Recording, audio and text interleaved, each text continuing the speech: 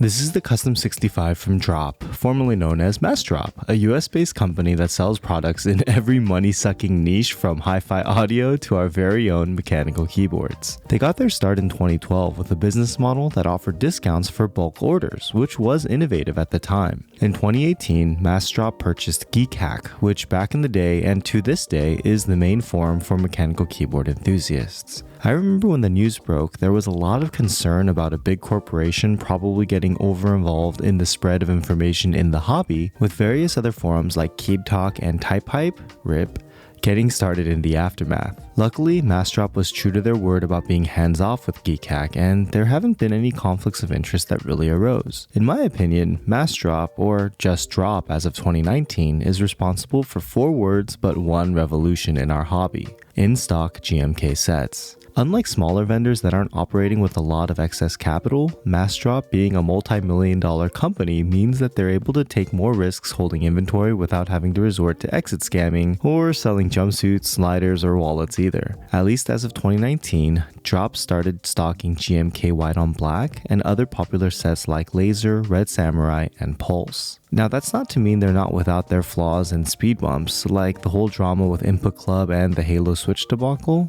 but overall, they have a proven track record of being true mechanical keyboard enthusiasts for what that's worth. So let's talk about the Custom 65, right after you customize that mic button. The Custom 65 is a gasket-mounted 65% board that has a pretty unique design with a polycarbonate 2-piece body that has a magnetic faceplate that's easily swappable for aesthetics, as well as an included aluminum weight. You do have the option to purchase additional plates in the usual materials, as well as different colored faceplates and even PVD brass or stainless steel weights. The stock board comes in black, with black ABS double-shot shine-through keycaps, that's a mouthful, and your choice of Gateron brown or yellow switches. Today we're taking a look with the Gateron yellows, which are the G Pro V3.0 yellows, so the factory loop should be pretty good. So let's take a listen to how this board sounds out of the box. Here we go.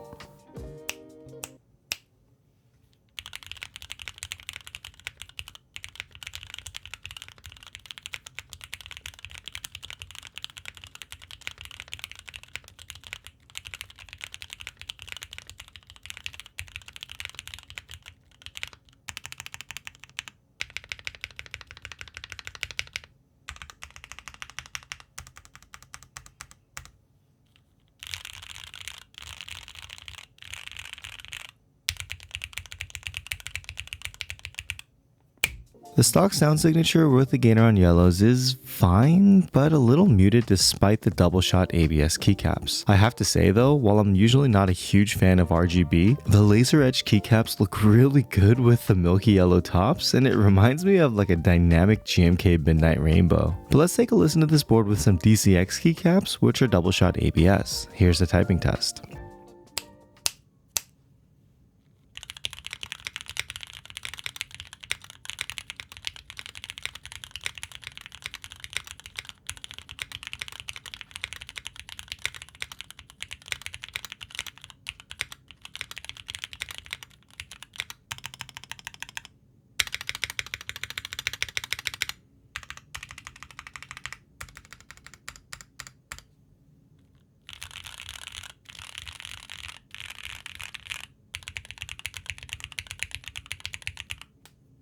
So if you couldn't tell from the name and overall design ethos, the Custom 65 was designed with customizability in mind. So I wanted to see how this board performs with some different switches and the DCX keycaps. Here's a typing test with some Ghost Dragon switches, which are a collaboration between Swag Keys and my good friend Captain Sterling. It's got a POC top, a nylon bottom, and a long pole palm stem, and I've got a full review coming in a couple days, so make sure you're subscribed because these switches slap. Here's the typing test.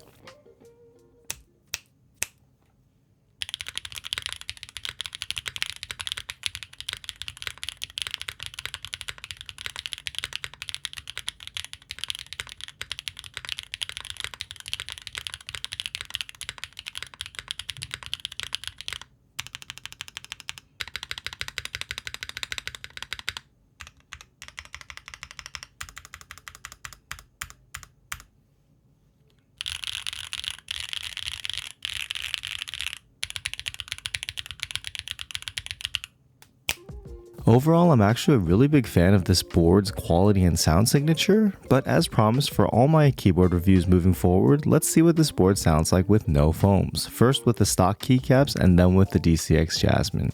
Here we go.